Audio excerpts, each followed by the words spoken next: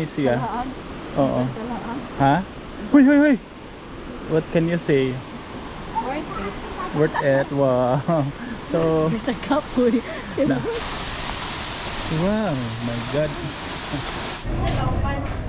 What's up guys? Gamaat ang panahon dito guys. Galambang ang tubig ako ano. Lambalambang tubig sa karagatan. Kasilpan ba? Ay, Jesus. Para guys, puti-puti yung dagdong. Ang mga balot brother. Nami karon sa Balingwa no.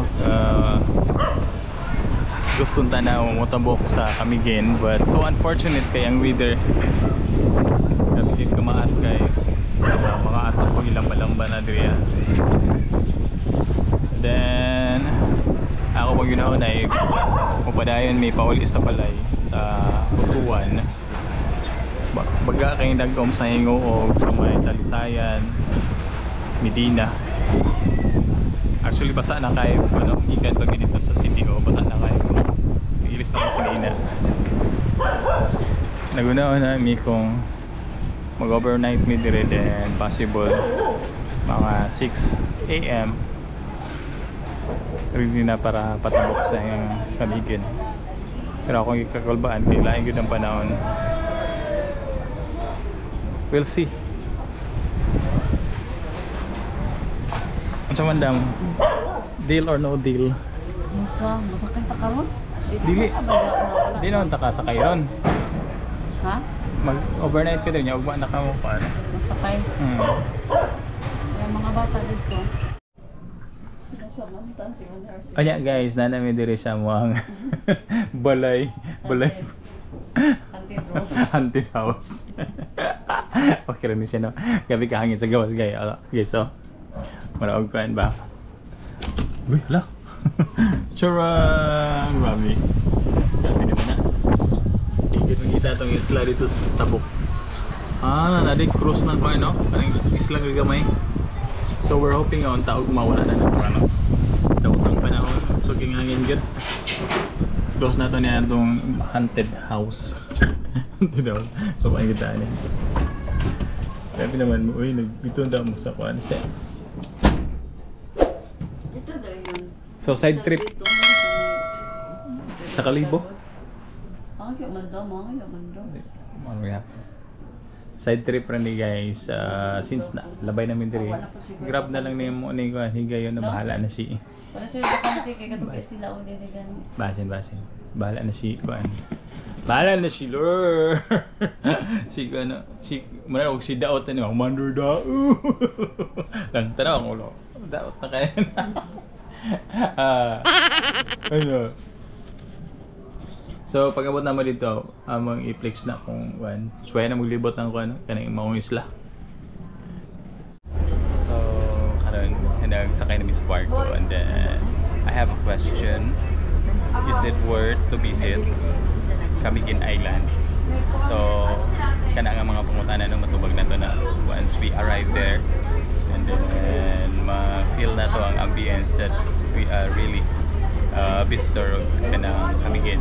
So ang process na ito sa pag-secure sa ticket is you need to get a QR code, then sure ta makakuha og ticket as well as sa kining passes po sa ato ang vehicle kung natay vehicle nga isakay. So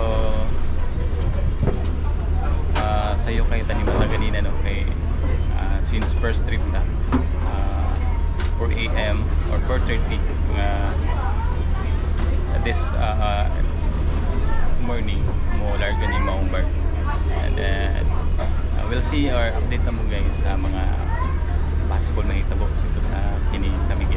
So for now, i-choose na natin yung moment nga nag-ride ta sa kining Super Pepe. Git man. Touchdown Camiguin. Ayan, wala ni sa plano nga lakaw no. Pinakalit rigid ni guys.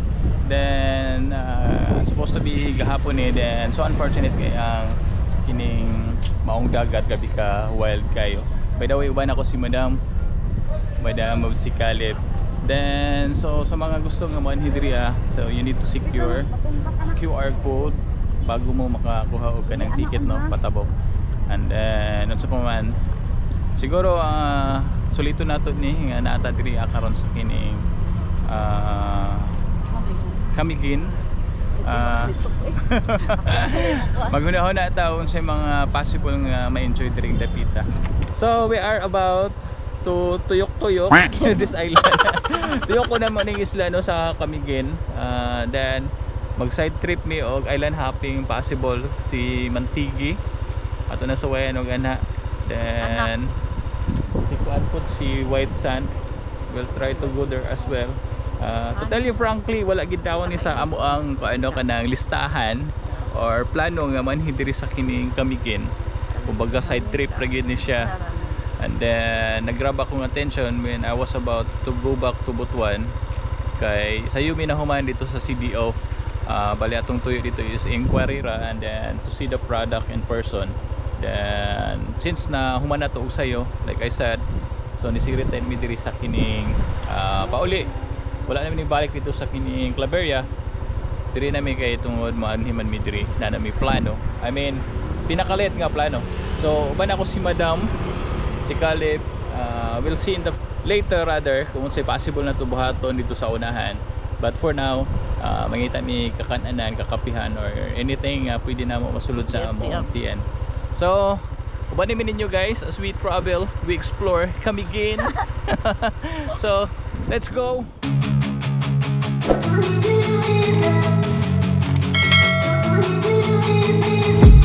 I've been dreaming on in my head like I've seen it. A life worth living is a life with meaning. I'll do what I love till my heart stops beating. I'm feeding this demon.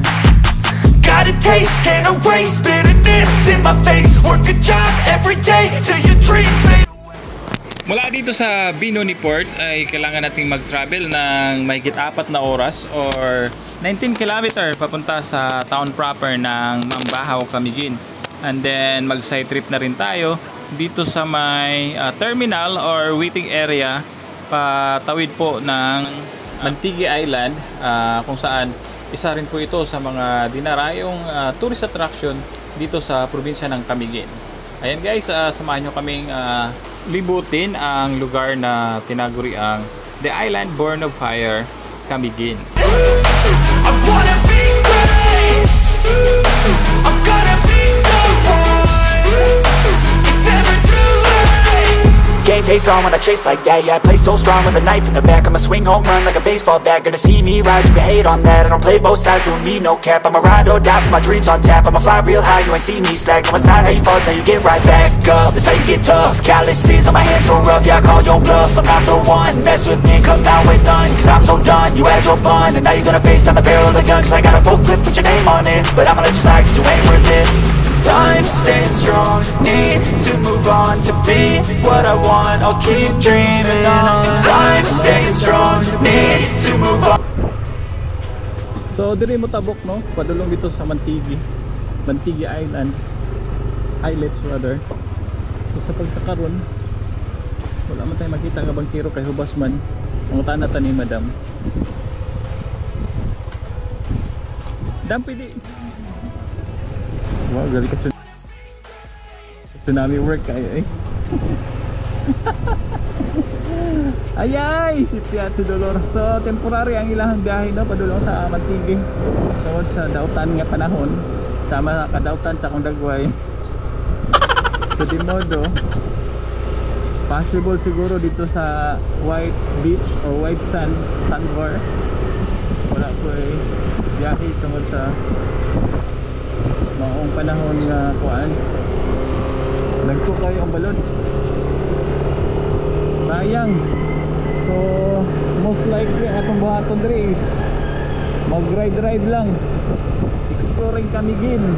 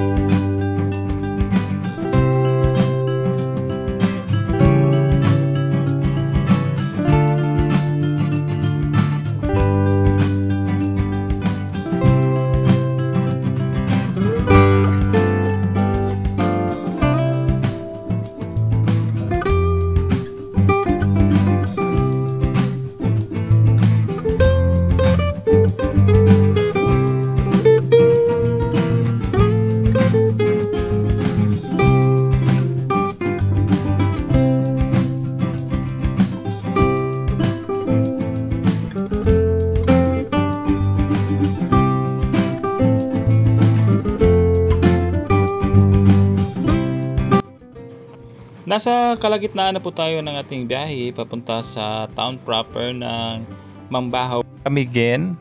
Ayan, FYI mga pips, ang Camiguin nga pala ay may 7 bulkan. Isa sa mga ito ay ang Mount Hibok-Hibok.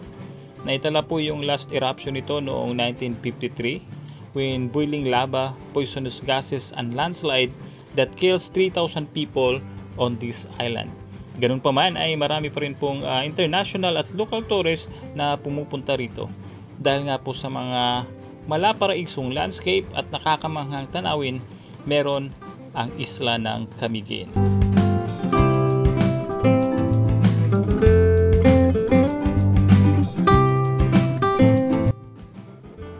Dito pa lang ay masasagot na yung aking mga katanungan kung worth it ba yung pagbisita namin dito.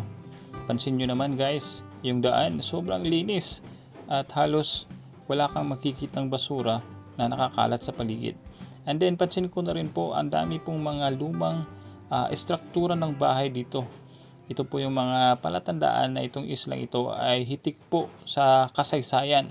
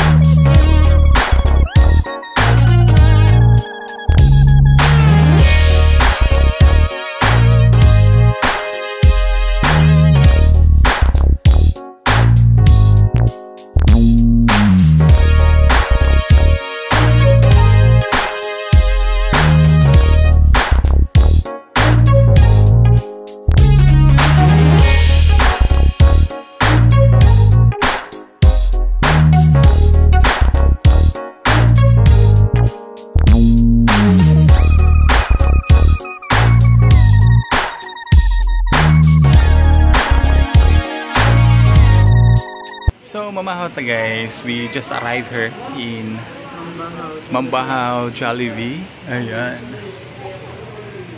So napura may pangita no kapamahawan. So lucky we are naman day Jollibee diri. So let's eat guys. Kaibog sa misa mong pagkaon no kay once in a while ra ni siya mahitabo. Then I think this place is so amazing. Pa-picture tayo dyan mamaya, madam.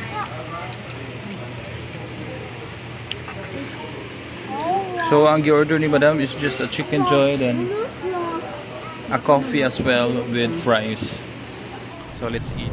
So ayan guys, after dito sa Jollibee na gano'n kami dito nag-agahan. Nag-agahan ganina. Namahaw ba? Bisaya ano mo, tagal-tagal. So mana may da silang plaza no for pictorial purposes. Aliday, dada sa si Kalit.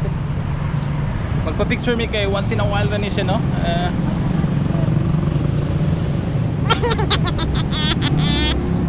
Ay lang.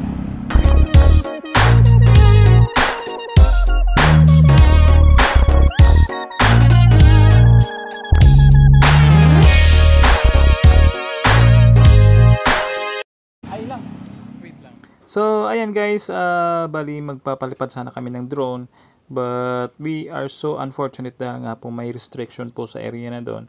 We are not allowed to fly our drone, and then nakapagpa-picture din naman kami, kaso nga lang nabura ko rin po yung mga picture namin, but it's okay as long as okay naman po yung pagstay namin sa plaza nila. And then yung mga tao rin ay sobrang friendly, you know. So continue tayo guys sa aming biyahe. This time pumunta tayo sa may Katibawasan Falls. Let's go.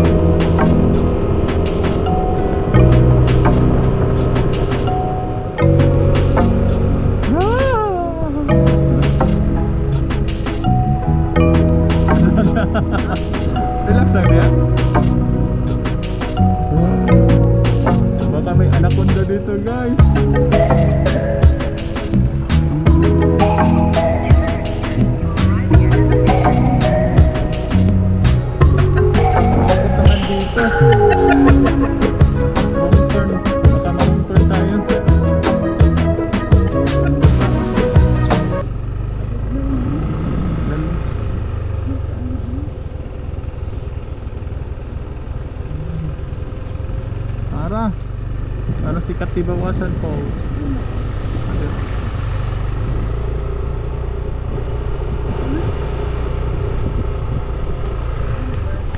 You have arrived.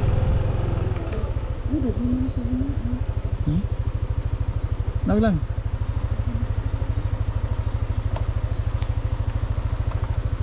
Sige, sige ka. Uy, kanan.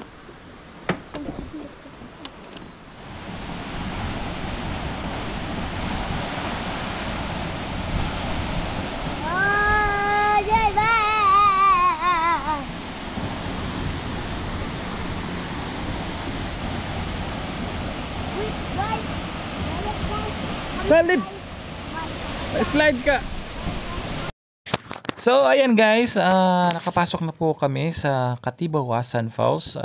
Yung entrance nga pala dito is 75 per person po. And then yung mga bata is 60 pesos as well as yung mga senior.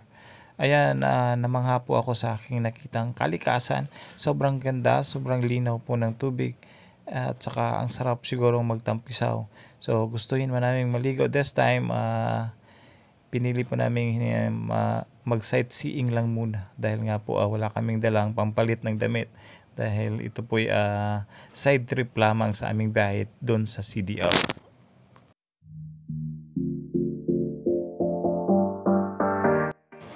So that's it for now. Marami pong salamat sa inyong panunood. Abangan nyo po yung part 2 sa vlog na to. And then, huwag niyo pong kalimutang i-like at i-share ang video na to at mag-subscribe na rin sa aming YouTube channel. Maraming pong salamat. Bye-bye!